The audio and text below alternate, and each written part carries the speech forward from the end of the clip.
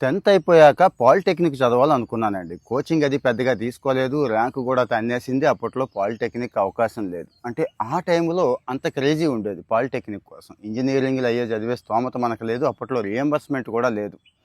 ఇప్పుడు పరిస్థితి మళ్ళీ రివర్స్ అయ్యేలా ఉందండి. ఇంజినీరింగులు 20,00,000, 25,00,000 కట్టించుకుంటున్న కాలేజీలు చాలా ఉన్నాయి. రీసెంట్‌గా ఒక పేరెంట్ ఫోన్ చేశాడు. అంటే పేరెంట్స్ కూడా ఎంత తెలివిగా ఉన్నారో చెప్తానండి.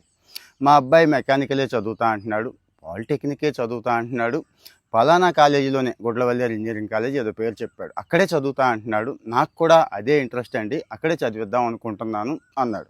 మరి నాకెందుకు ఫోన్ చేశారంటే మీ ఒపీనియన్ కూడా చెప్తారు అని. సరే ముందు మీ ఒపీనియన్ చెప్పండి అంటే ఆయన చెప్పిన విషయాలే మీకు చెప్తున్నానండి. కోర్ బ్రాంచెస్‌లో పాలిటెక్నిక్‌ని మించింది లేదని. అంటే మంచి ఫౌండేషన్ పడుతుందని.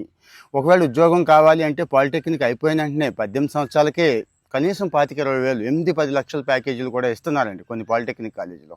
ఉద్యోగం తెచ్చుకోవచ్చు, కుటుంబాన్ని ఆదుకోవచ్చని. లేదు చదవాలి అనుకుంటే ఈ 25,00,000, 20,00,000 కాలేజీలు ఉన్నాయి చూడండి డొనేషన్ కట్టించుకునేవి. అక్కడ ఈసెట్ అని ఒకటి ఉంది మీకు తెలుసు కదా! రెండో సంవత్సరం బీటెక్ ఎంట్రీ ఇస్తారు. చచ్చినట్టు ఇవ్వాల్సిందే. కొన్ని సీట్లు అయితే ఖాళీగా ఉంచాల్సిందే.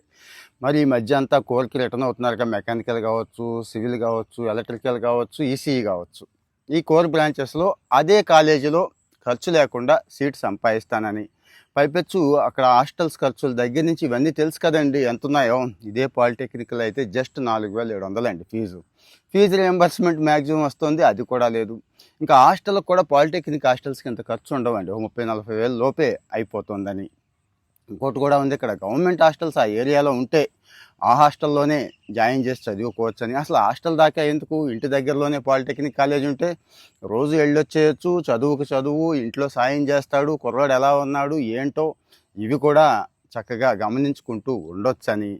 ఇవన్నిటితో పాటు అండి పాలిటెక్నిక్ చదివిన వాడికి తర్వాత ఇంజనీరింగ్ చదువుతాడు చూడండి. ఏదైనా కంపెనీ మంచి మ్యానుఫ్యాక్చరింగ్ కంపెనీ బ్యాక్గ్రౌండ్ వెరిఫై చేసేటప్పుడు ఈ ఇంటర్ చదివి ఇంజనీరింగ్ చదివిన వాడికంటే పాలిటెక్నిక్ చదివి ఇంజనీరింగ్ చదివిన వాడికి మంచి వెయిటేజ్ ఇస్తున్నాయంటండి. ఎందుకంటే పాలిటెక్నిక్లో మంచి ప్రొఫెసర్స్ ఉన్నారు, మంచిగా నేర్పుతున్నారు. కాస్త కష్టపడే తత్వం ఈ పిల్లల్లో బాగా ఉంటుందటండి. జనరల్గా అంటే ఇంటర్ చదివిన వాళ్ళని తక్కువ చేయడం నా ఉద్దేశం కాదు.